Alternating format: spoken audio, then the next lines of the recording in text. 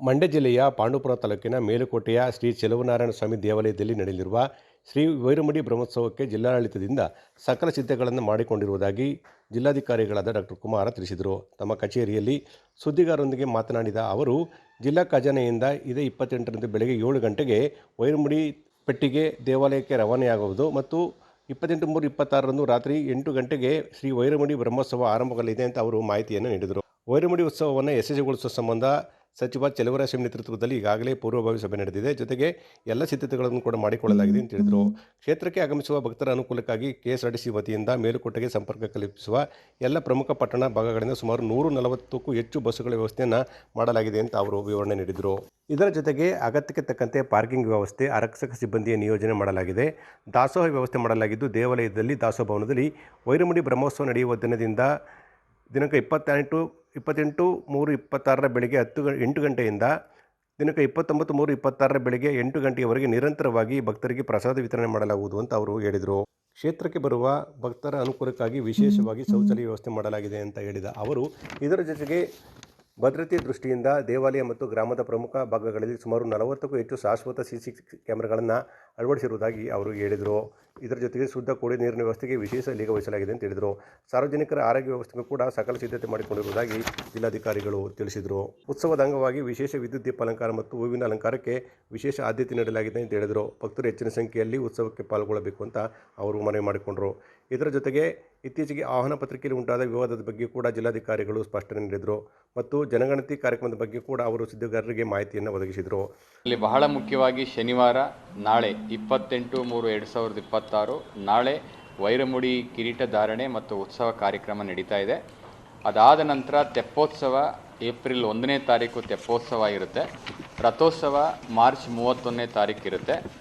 So ನಾಳೆ ಬೆಳಿಗ್ಗೆ 28ನೇ ತಾರೀಕು ಶನಿವಾರ ನಾಳೆ ಬೆಳಿಗ್ಗೆ ನಮ್ಮ ಜಿಲ್ಲಾ ಖಜಾನೆಯಿಂದ ವೈರಮುಡಿ ಪೆಟ್ಟಿಗೆಯು ದೇವಾಲಯಕ್ಕೆ ನಾವು ವಿದ್ಯುಕ್ತವಾಗಿ ಶಿಷ್ಟಾಚಾರದ ಪ್ರಕಾರ ಕಳಿಸಿಕೊಡುವಂಥ ಎಲ್ಲ ವ್ಯವಸ್ಥೆಗಳನ್ನು ಕೂಡ ಮಾಡ್ತಾ ಇದ್ದೇವೆ.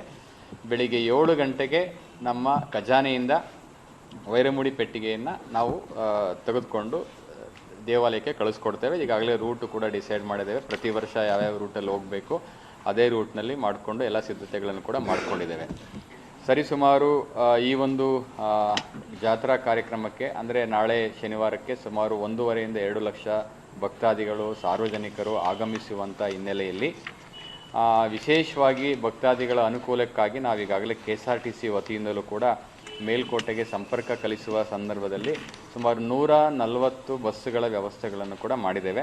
ಅದರಲ್ಲಿ ಬೆಂಗಳೂರಿಂದ ಬರ್ತಕ್ಕಂಥ ಬಸ್ ಇರ್ಬೋದು, ಮೈಸೂರಿಂದ ಬರೋಂಥ ಬಸ್ ಇರ್ಬೋದು, ಮತ್ತು ನಮ್ಮ ಮಂಡ್ಯ ಜಿಲ್ಲೆಯಲ್ಲಿ ಬೇರೆ ಬೇರೆ ತಾಲೂಕುಗಳಿಂದ ಬರುವಂಥ ಬಸ್ಸು ಒಟ್ಟು 140 ಬಸ್ಸುಗಳನ್ನು ವ್ಯವಸ್ಥೆಯನ್ನು ನಮ್ಮ KSRTC ಅವರಿಗೆ ಸೂಚನೆ ಕೊಟ್ಟು ಅವರು ಮೇಲುಕೋಟೆ ಶ್ರೀ ವೈರಮುಡಿ ಬ್ರಹ್ಮೋತ್ಸವ ಕಾರ್ಯಕ್ರಮಕ್ಕೆ ಅಂತ ವಿಶೇಷವಾದಂಥ ನಾಮಫಲಕವನ್ನು ಬಸ್ನಲ್ಲಿ ಅಳವಡಿಸಿಕೊಳ್ಳುವ ಮೂಲಕ ಒಟ್ಟು 140 ಬಸ್ಗಳು ಬೇರೆ ಬೇರೆ ಕಡೆಯಿಂದ ಬರ್ತಾ ಇರೋಂಥದ್ದನ್ನು ವ್ಯವಸ್ಥೆಗಳನ್ನು ಮಾಡಿದ್ದೇವೆ.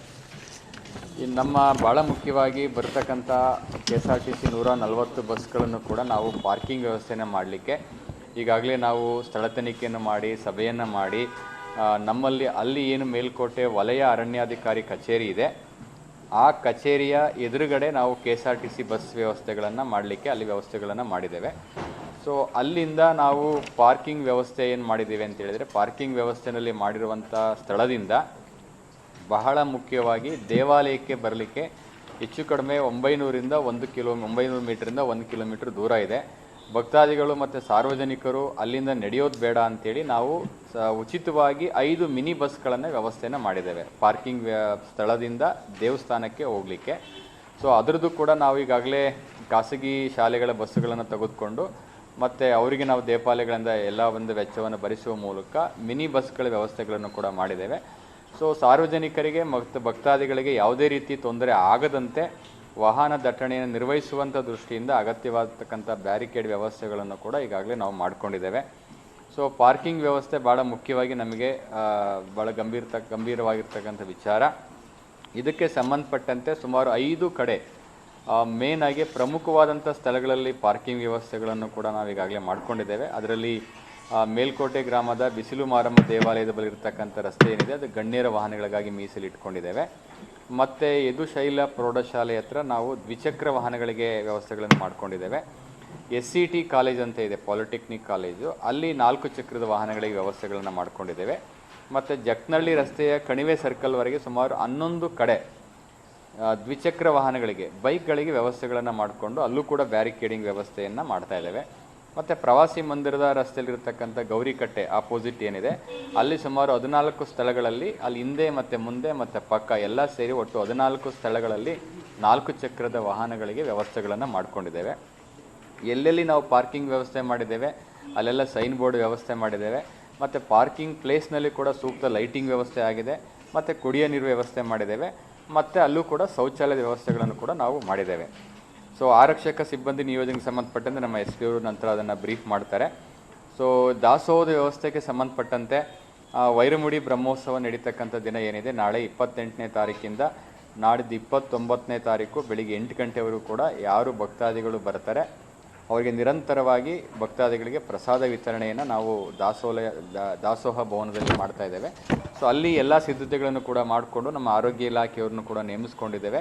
ಅಲ್ಲಿ ಏನು ಪ್ರಸಾದ ವಿತರಣೆ ಮಾಡ್ತಾರೆ ಆ ಪ್ರಸಾದವನ್ನು ಫುಡ್ ಟೆಸ್ಟಿಂಗ್ ಆಫೀಸರು ಕೂಡ ಟೆಸ್ಟ್ ಮಾಡಿ ಅವರು ಕೂಡ ಸರ್ಟಿಫಿಕೇಷನ್ ಕೊಡ್ತಾರೆ. ಮತ್ತು ಕುಡಿಯೋ ನೀರಿನ ವ್ಯವಸ್ಥೆ ಇರ್ಬೋದು, ಶೌಚಾಲಯ ವ್ಯವಸ್ಥೆ ಇರ್ಬೋದು, ಬರುವಂಥ ಎಲ್ಲ ಭಕ್ತಾದಿಗಳಿಗೆ ಯಾವುದೇ ತೊಂದರೆ ಆಗದ ರೀತಿಯಲ್ಲಿ ಮೂಲಭೂತ ಸೌಕರ್ಯಗಳನ್ನು ಒದಗಿಸಿಕೊಡುವ ನಿಟ್ಟಿನಲ್ಲಿ ಜಿಲ್ಲಾಡಳಿತ ಕ್ರಮವನ್ನು ಕೈಗೊಳ್ತಾ ಇದೆ.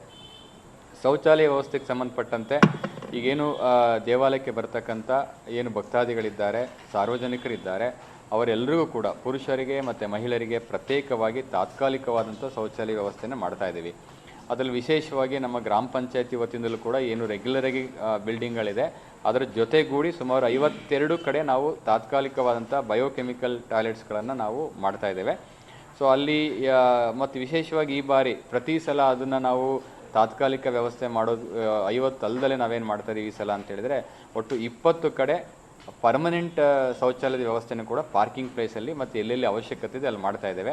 ಸೊ ಅದಕ್ಕೂ ಕೂಡ ವ್ಯವಸ್ಥೆಗಳನ್ನು ಮಾಡಿಕೊಂಡು ಜಿಲ್ಲಾ ಪೊಲೀಸ್ ವರಿಷ್ಠಾಧಿಕಾರಿ ಶೋಭಾರಾಣಿ ಅವರು ಮಾತನಾಡಿ ಮೇಲುಕೋಟೆ ಉತ್ಸವಕ್ಕೆ ಕೈಗೊಂಡಿರುವ ಪೊಲೀಸ್ ಭದ್ರತೆ ಬಗ್ಗೆ ಅವರು ವಿವರಣೆಯನ್ನು ನೀಡಿದರು. ಅಡಿಷನಲ್ SP 6 DYSP 29 ಇನ್ಸ್ಪೆಕ್ಟರ್ಸ್ ಮತ್ತು ಸಬ್ ಇನ್ಸ್ಪೆಕ್ಟರ್ಸು 97, PSIs 158 ಹಾಗೂ ಸಿಬ್ಬಂದಿಗಳು 946 ಸಿಬ್ಬಂದಿಗಳು ಮತ್ತು QRT ಟೀಮು 2, DR 5 ಮತ್ತು KSRP 3 ನಿಯೋಜಿಸಲಾಗಿದೆ.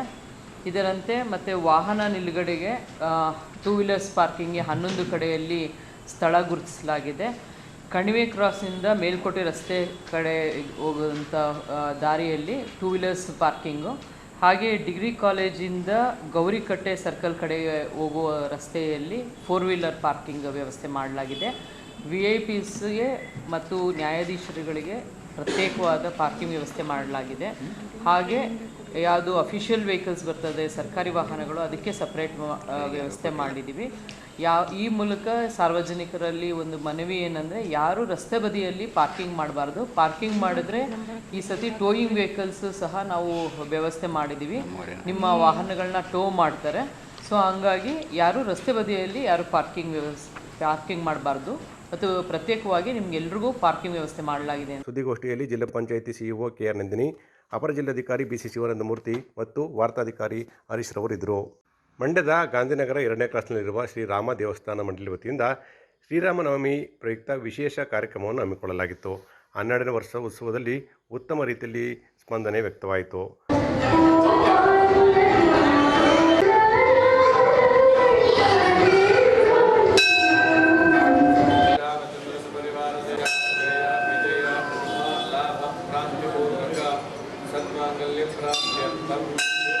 ಪ್ರಾತಃ ಕಾಲ ಶ್ರೀರಾಮ ದೇವರಿಗೆ ಫಲಪಂಚಾಮೃತ ಅಭಿಷೇಕವನ್ನು ವಿಶೇಷ ರೀತಿಯಲ್ಲಿ ನೆರವೇರಿಸಲಾಗಿತ್ತು. ಜೊತೆಗೆ ಪೂಜಾ ಮತ್ತು ಪ್ರಸಾದ ವಿನಿಯೋಗ ಕಾರ್ಯಕ್ರಮ ಕೂಡ ಯಶಸ್ವಿಯಾಗಿ ನಡೆಯಿತು. ದೇವರಿಗೆ ವಿಶೇಷ ರೀತಿಯಲ್ಲಿ ಮಹಾಪೂಜೆ ಮತ್ತು ಅಲಂಕಾರ ಮಾಡಲಾಗಿತ್ತು. ನಂತರ ನೂರಾರು ಸಂಖ್ಯೆಯಲ್ಲಿ ನೆರೆದಿದ್ದ ಭಕ್ತರಿಗೆ ಮಜ್ಜಿಗೆ ಪಾನಕ ವಿತರಣೆಯನ್ನು ಕೂಡ ಹಮ್ಮಿಕೊಳ್ಳಲಾಗಿತ್ತು.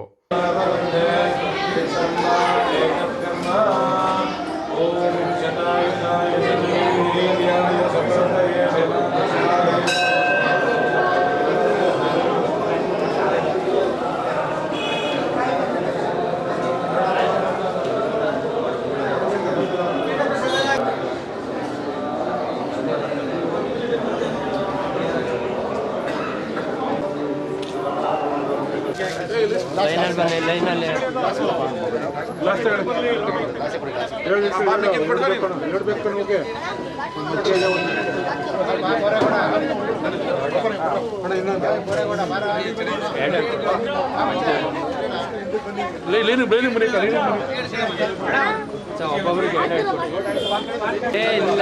ಎಲ್ಲ ಹಾಕಂಗೆ ಹೊಡಿತಾರೆ ಅಷ್ಟು ನನಗೆ ಲಾಸ್ಟಲ್ಲಿ ಪಾತ್ರನ ಕೊಡ್ತೀನಿ ಲೈನಲ್ಲಿ ಬನ್ನಿ ಅವ್ರಿಗೆ ಜಾಗ ಮಾಡ್ಕೊಂಡು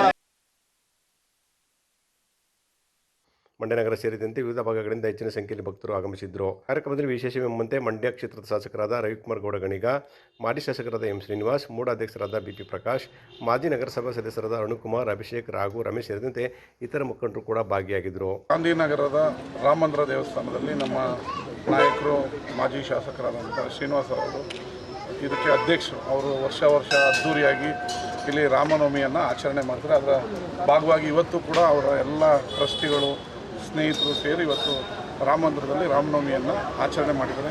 ಅದರ ಪೂಜಾ ಕಾರ್ಯಕ್ರಮದಲ್ಲಿ ಭಾಗವಹಿಸ್ತೀನಿ. ಎಲ್ಲರಿಗೂ ಶ್ರೀರಾಮ ಒಳ್ಳೇದು ಮಾಡಲಿ, ಭಗವಂತ ಅವರೆಲ್ಲರಿಗೂ ಸಕಲ ಐಶ್ವರ್ಯವನ್ನು ಕೊಟ್ಟು ಕಾಪಾಡಲಿ ಅಂತ ಕೇಳ್ತೀನಿ. ಸರ್ವರಿಗೂ ರಾಮನವಮಿ ಹಬ್ಬದ ಶುಭಾಶಯಗಳು. ಇವತ್ತು ವಿಶೇಷವಾಗಿ ನಮ್ಮ ರಾಮ ಮಂದಿರದಲ್ಲಿ ರಾಮನವಮಿ ಉತ್ಸವವನ್ನು ಬಹಳ ವಿಜೃಂಭಣೆಯಿಂದ ಆಚರಣೆ ಮಾಡ್ತಾ ಇದ್ದೇವೆ. ಇದು 12ನೇ ವರ್ಷದ ರಾಮನವಮಿ ಉತ್ಸವ.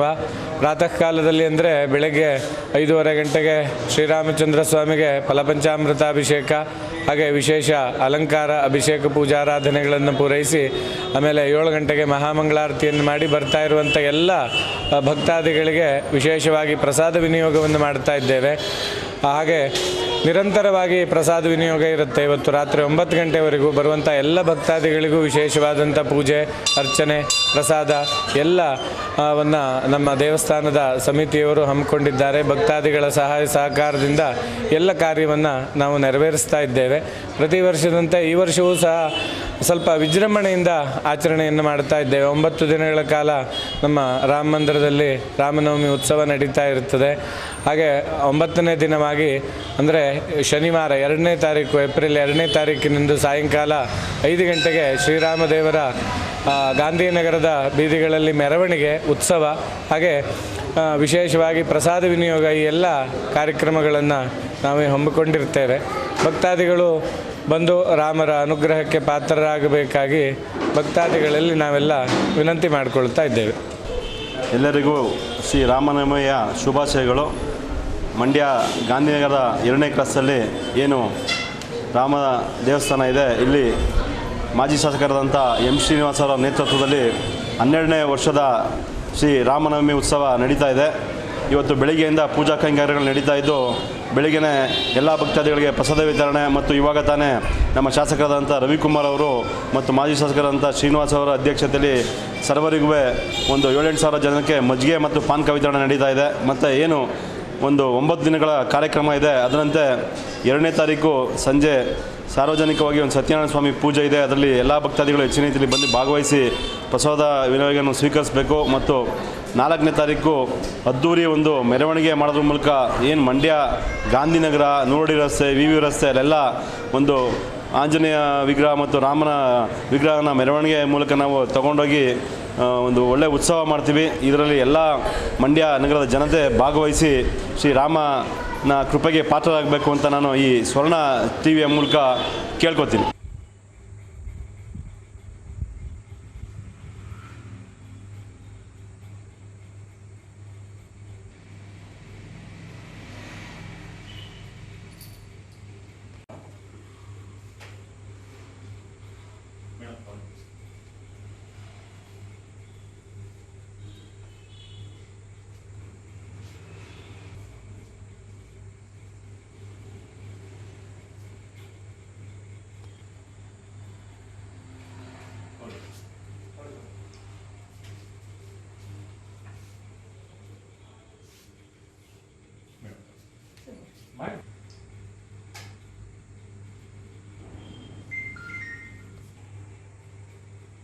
ಎಲ್ಲರಿಗೂ ಮಂಗಳಾರತಿ ಕೊಡ್ಲಿ.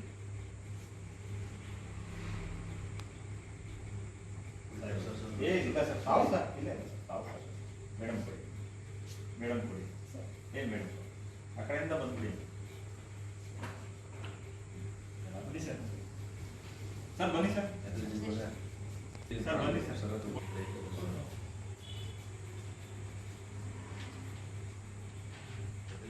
ನಮಸ್ತೆ. ಏನಿವತ್ತು ಶ್ರೀರಾಮ ನವಮಿಯನ್ನು ನಮ್ಮ ಮಂಡ್ಯ ನಗರಾಭಿವೃದ್ಧಿ ಪ್ರಾಧಿಕಾರದಿಂದ ಮಾನ್ಯ ನಮ್ಮ ಅಧ್ಯಕ್ಷರು ಶ್ರೀಯುತ ಪ್ರಕಾಶ್ ಸರ್ ಮೂಡ ನಗರಾಭಿವೃದ್ಧಿ ಪ್ರಾಧಿಕಾರದ ಅಧ್ಯಕ್ಷರು ಹಾಗೆ ಮೇಡಮ್ನವರು ಸದಸ್ಯರು ಹಾಗೆ ಎಲ್ಲ ಸಿಬ್ಬಂದಿ ವರ್ಗದವರು ನೇತೃತ್ವದಲ್ಲಿ ಈ ಒಂದು ಕಾರ್ಯಕ್ರಮವನ್ನು ಈ ಒಂದು ಪೂಜೆ ಮಾಡೋ ಮೂಲಕ ಆಚರಣೆ ಮಾಡ್ತಾಯಿದ್ದೀವಿ. ಭಗವಂತ ಶ್ರೀರಾಮ ಎಲ್ರಿಗೂ ಕೂಡ ಆರೋಗ್ಯ ಆಯಸ್ಸು ಆರೋಗ್ಯ ಪ್ರತಿಯೊಂದು ಅಭಿವೃದ್ಧಿ ಸಂಪತ್ತು ಎಲ್ಲವನ್ನು ಕೊಟ್ಟು ವಿಶೇಷವಾಗಿ ಆರೋಗ್ಯವನ್ನು ಕೊಟ್ಟು ಎಲ್ರಿಗೂ ಕಾಪಾಡಲಿ ಅಂತ ಕೇಳ್ತಾ ಮಾನ್ಯರಿಂದ ಈ ಒಂದು ಮೈಶುಗರ್ ಕಾರ್ಖಾನೆಯಲ್ಲಿ ನಡೆದಿರುವ ಅಕ್ರಮಗಳ ಸಂಬಂಧ ಅಲ್ಲಿನ ವ್ಯವಸ್ಥಾಪಕ ನಿರ್ದೇಶಕರು ಮತ್ತು ಅಧ್ಯಕ್ಷರು ಸರಿಯಾದ ಮಾಹಿತಿ ನೀಡುವಲ್ಲಿ ವಿಫಲರಾಗಿದ್ದಾರೆ ಎಂದು ಬಿಜೆಪಿ ಮುಖಂಡ ಹಾಗೂ ನಗರಸಭೆ ಮಾಜಿ ಸದಸ್ಯ ಶಿವಕುಮಾರ್ ಆರೋಪಿಸಿದರು. ಸುದ್ದಿಗಾರರೊಂದಿಗೆ ಮಾತನಾಡಿದ ಅವರು, ಕಳೆದ 1 ವರ್ಷದಿಂದ ಕಾರ್ಖಾನೆಯಲ್ಲಿ ಹಲವು ಭ್ರಷ್ಟಾಚಾರ ನಡೆಯುತ್ತಿದೆ, ಅಲ್ಲದೆ ಸರ್ಕಾರದಿಂದ ಪಡೆದ ಹಣ ದುರುಪಯೋಗ ಮಾಡಿಕೊಳ್ಳಲಾಗಿದೆ ಎಂದು ದೂರಿದರು. ನಗರದ ಮೈಶುಗರ್ನ 11 ಎಕರೆ ಭೂಮಿಯನ್ನು ಕೆಎಸ್ಆರ್ಟಿಸಿ ಸಂಸ್ಥೆಗೆ ಮೌಖಿಕವಾಗಿ ಕೇವಲ ಅರ್ಜಿ ಮೂಲಕ ನೀಡುವಂತೆ ಬೇಡಿಕೆ ಇಟ್ಟಿದ್ದಾರೆ. ಆದರೆ ಈ ಭೂಮಿಯನ್ನು ಕೆಲವೇ ಲಕ್ಷ ರೂಪಾಯಿಗಳಿಗೆ ನೀಡಿದ್ದಾರೆ. ಇದರಿಂದ ಮೈಶುಗರ್ನ ಸಂಸ್ಥೆಗೆ ಅಕ್ರಮವಾಗಿ ನೀಡಲಾಗಿದೆ. ಯಾವುದೇ ಕಾರಣಕ್ಕೂ ಇದನ್ನು ಮಾರಾಟ ಮಾಡಬಹುದು ಅಂತ ಹೇಳಿದರು. ಮೈಶುಗರ್ ಕೇಂದ್ರ ಕಚೇರಿಯ ಕಾಂಪೌಂಡ್ ಸುಸ್ಥಿತಿಯಲ್ಲಿದ್ದರೂ ಟೆಂಡರ್ ಕರೆದು ಅನೇಕ ಲಕ್ಷ ರೂಪಾಯಿಗೆ ಕಾಮಗಾರಿ ಮಾಡಿಸಿದ್ದು ಸಂಸ್ಥೆಗೆ ನಷ್ಟ ಉಂಟು ಮಾಡಿದ್ದಾರೆ. ಮೈಸೂರಿನಲ್ಲಿ ಭ್ರಷ್ಟಾಚಾರ ಸಂಬಂಧ ನಿಯೋಗ ತನಿಖೆ ನಡೆಸುತ್ತಿರುವಾಗಲೇ ಅಧ್ಯಕ್ಷರು ಯಾವುದೇ ಅಕ್ರಮ ನಡೆದಿಲ್ಲ ಎಂದು ಘೋಷಣೆ ಮಾಡಿದ್ದಾರೆ. ಅಲ್ಲದೆ ಸಂಸ್ಥೆಯ ಆವರಣದಲ್ಲಿ ಮರ ಕಡದ ಸಂಬಂಧ ಉಪ ಅರಣ್ಯ ಸಂರಕ್ಷಣಾಧಿಕಾರಿಗಳು ತನಿಖೆಯ ನ್ಯೂನತೆ ಸರಿಪಡಿಸುವುದಾಗಿ ಹೇಳಿದ್ದಾರೆ ಎಂದು ಹೇಳಿದರು. ಇನ್ನು ಮೈಸೂರು ಕಂಪನಿಯ 53 ಕೋಟಿ ರೂಪಾಯಿ ವಿದ್ಯುತ್ ಬಿಲ್ ಮನ್ನಾ ಎಂದು ಬಡಾಯಿ ಕೊಚ್ಚಿಕೊಳ್ಳುತ್ತಿದ್ದು 2025 ಸೆಪ್ಟೆಂಬರ್ 5ರವರೆಗೆ ಸಾಕಷ್ಟು ಕೋಟಿ ರೂಪಾಯಿ ಬಾಕಿ ಇರುವುದಾಗಿ ಸೆಸ್ಕಾಂ ಜನವರಿ 15 ತಿಳಿಸಿದೆ. ಕಾಂಗ್ರೆಸ್ ಸರ್ಕಾರ ಹಣ ನೀಡಿದ್ದರಿಂದ ಮೈಸೂರು ಮರುಪ್ರಾರಂಭವಾಗಿದೆ ಎಂದು ಬಡಾಯಿ ಕೊಚ್ಚಿಕೊಳ್ಳುತ್ತಿದ್ದಾರೆ ಅಂತ ಹೇಳಿದರು. ಆದರೆ 2022ರಲ್ಲಿ ಅವರ ಹಿಂದಿನ ಸರ್ಕಾರ ಹಣ ನೀಡಿದೆ. ಇದೀಗ ಹಲವು ಕೋಟಿ ಹೊಸ ಯಂತ್ರೋಪಕರಣ ಅಳವಡಿಕೆಗೆ ನೀಡಲಾಗಿದೆ ಎಂದು ಹೇಳಲಾಗುತ್ತಿದ್ದು, ಈ ಹಿಂದಿನ ಸರ್ಕಾರ ನೀಡಿದ ಹಣ ಯಾವುದಕ್ಕೆ ಬಳಸಿದ್ದೀರಿ ಅಂತ ಅವರು ಪ್ರಶ್ನೆ ಮಾಡಿದರು. ಮೈಶುಗರ್ ಸಕ್ಕರೆ ಕಾರ್ಖಾನೆಯಲ್ಲಿ ನಡೆಯುತ್ತಿರುವ ಭ್ರಷ್ಟಾಚಾರದ ಬಗ್ಗೆ ಹಂತವಾಗಿ ಯಾವ್ದು ನಡೀತಾ ಇರುತ್ತೆ ಅದ್ರ ಬಗ್ಗೆ ಒಂದೊಂದು ಪಾಯಿಂಟ್ ಹಾಕೊಂಡು ಬರ್ತಾಯಿದ್ದೀವಿ.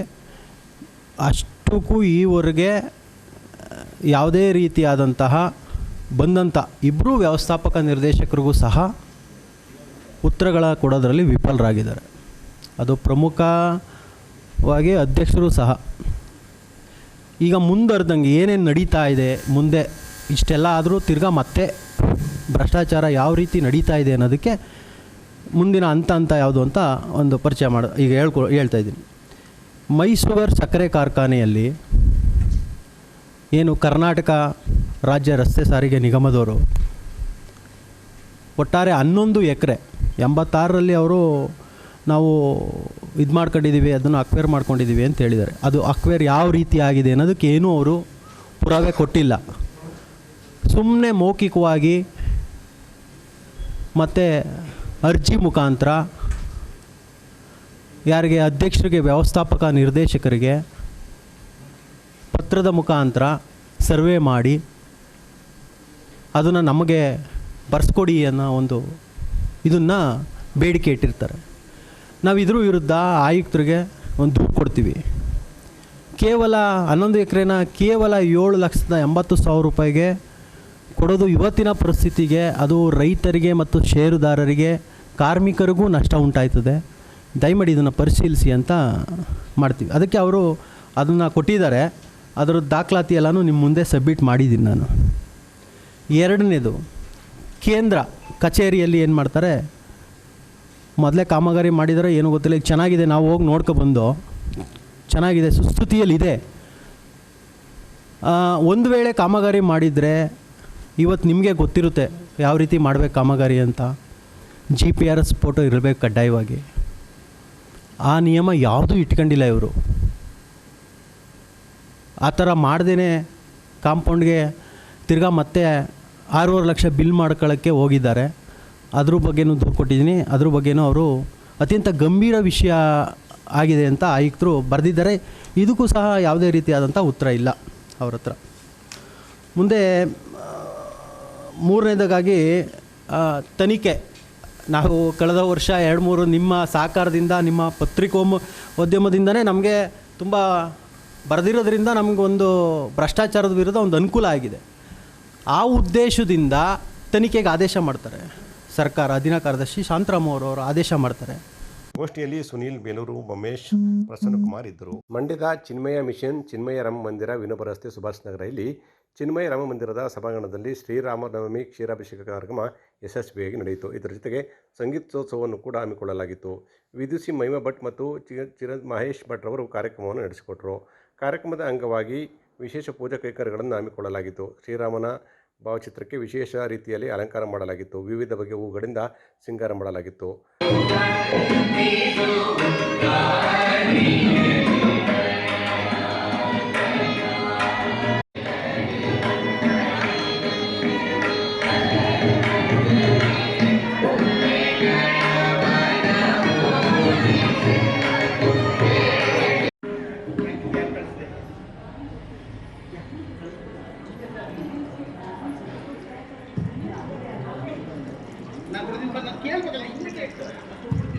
ಅಪಾರ ಸಂಖ್ಯೆಯಲ್ಲಿ ಭಕ್ತರು ಸರದಿಯಲ್ಲಿ ನಿಂತು ಶ್ರೀರಾಮನ ಮೂರ್ತಿಗೆ ಹಾಲಿನ ಅಭಿಷೇಕವನ್ನು ನೆರವೇರಿಸಿದರು. ಈ ಸಂದರ್ಭದಲ್ಲಿ ವಿವಿಧ ಸಾಂಸ್ಕೃತಿಕ ಕಾರ್ಯಕ್ರಮಗಳು ಕೂಡ ನಡೆದವು. ಮಂಡ್ಯನಗರ ಸೇರಿದಂತೆ ವಿವಿಧ ಭಾಗಗಳಿಂದ ಭಕ್ತರು ಆಗಮಿಸಿದರು.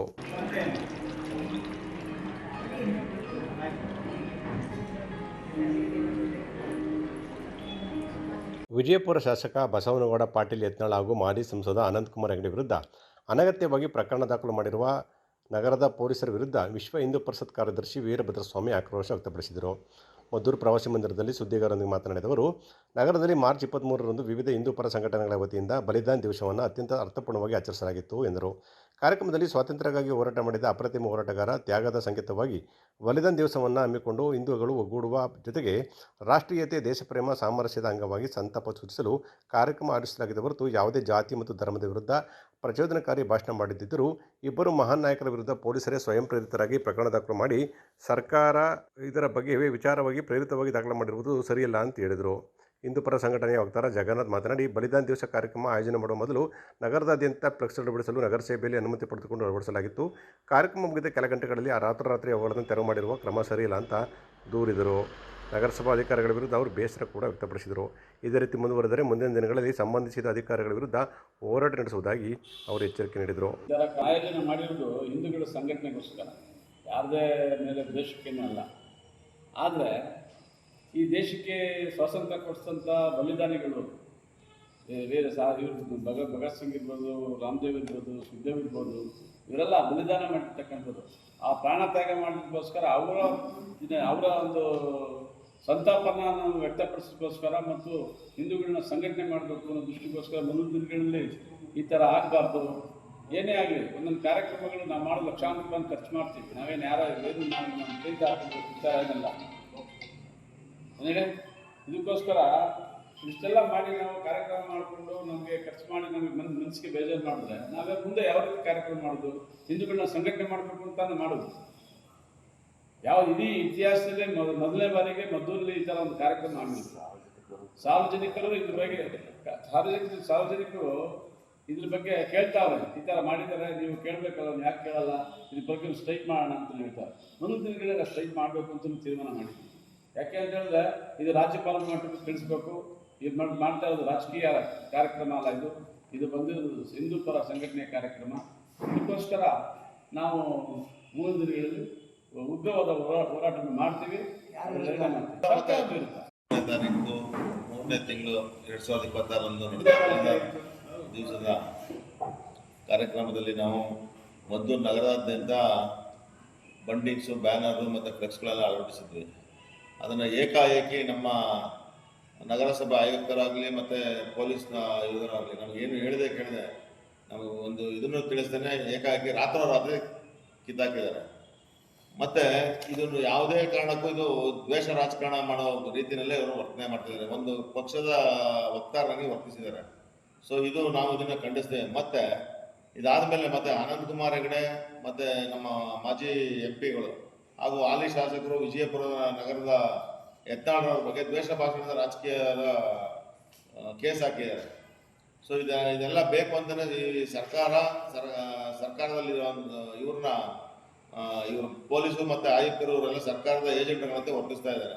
ಮುಂದಿನ ದಿನಗಳಲ್ಲಿ ಇದು ನಡೆಯೋಕ್ಕೆ ನಾವು ಬಿಡೋದಿಲ್ಲ. ಮತ್ತು ಇದ್ರ ಬಗ್ಗೆ ಮುಂದಿನ ದಿನಗಳಲ್ಲಿ ನಾವು ತೀವ್ರ ಹೋರಾಟ ಮಾಡಿ ಪ್ರತಿಭಟನೆ ಮಾಡಬೇಕು ಅಂತ ಅಂದ್ಕೊಂಡಿದ್ದೀವಿ. ಈ ವಿಚಾರವಾಗಿ ನಾವು ಇದನ್ನು ಖಂಡನೆ ಮಾಡ್ತಿದ್ದೀವಿ. ಅದು ನಗರಸಭೆ ಮತ್ತು ಪೊಲೀಸ್ನವರು ಇಬ್ಬರು ಸೇರಿ ಮಾಡಿದ್ರು ಅಂತ ನಮ್ಗೆ ಇದಾಗಿದೆ. ಇನ್ನೂ ಸರಿಯಾಗಿ ಅದ್ರ ಮಾಹಿತಿಗಳು ನಮ್ಗೆ ಬಂದಿಲ್ಲ. ಬಟ್ ನಾವು ನಗರಸಭೆಯಿಂದ ನಾವು ಅನುಮತಿನೂ ತಗೊಂಡಿದ್ದೀವಿ, ಅದಕ್ಕೆ ಬೇಕಾದಂಥ ಶುಲ್ಕನೂ ಭರಿಸಿದ್ದೀವಿ. ಈಗ ನಮ್ಮದು ಮಾತ್ರ ಇಷ್ಟು ಬೇಗ ಇದಾಗ್ತಾರೆ ಇದೆ. ಅದೇ ರಾಜಕೀಯ ವ್ಯಕ್ತಿಗಳಾದ್ರೆ ತಿಂಗಳಗಟ್ಟಲೆ ಇರುತ್ತೆ, ಅದಕ್ಕೆ ಯಾವುದೇ ಫೀಸು ವಗೇರೆ ಏನೂ ತಗೊಂಡಿರೋದಿಲ್ಲ. ತಗೊಂಡಿದ್ರೆ ಬಿಟ್ಟಿದ್ರೆ ಅದು ಗೊತ್ತಿಲ್ಲ, ಬಟ್ ಅವ್ರಿಗೆ ಮಾತ್ರ ತಿಂಗಳಗಟ್ಟಲೆ ಇರುತ್ತೆ. ಇದು ಧಾರ್ಮಿಕ ಒಂದು ಕಾರ್ಯಕ್ರಮ ಮಾಡೋದು ಬಲಿದಾನ ದಿವಸ ಅಂತ ಹೇಳ್ಬಿಟ್ಟು, ಇದು ರಾಷ್ಟ್ರೀಯತೆ ನಮ್ಮ ಜನಗಳಿಗೆಲ್ಲ ನಮ್ಮ ಸಂಸ್ಕಾರಗಳು ಗೊತ್ತಾಗಲಿ ಅನ್ನೋ ವಿಚಾರವಾಗಿ ನಾವು ಮಾಡಿದ್ವಿ ಹೊರತು ಬೇರೆ ಯಾವುದೇ ದ್ವೇಷವಾಗಿ ಇನ್ನೊಬ್ಬನ ಕೋಮಿನ ಕೆರಳಿಸ್ಬೇಕು ಅಂತ ಮಾಡಿದಂಥ ಉದ್ದೇಶ ಇರಲ್ಲ. ಅದು ಅಂತ ಇದ್ದು ಅವ್ರು ನಮ್ಗೆ ತಿಳಿಸಿದ್ರೆ ನಾವೇ ತೆಗೆದುಕೊಳ್ಳೋ ಬೆಲೆಯನ್ನು ಬಿಚ್ಚಿಸ್. ಗೋಷ್ಠಿಯಲ್ಲಿ ಹಿಂದೂ ಪರ ಸಂಘಟನೆಗಳ ಮುಖಂಡರಾದ ಅನಿಲ್ ಗಿರೀಶ್ ಇದ್ದರು.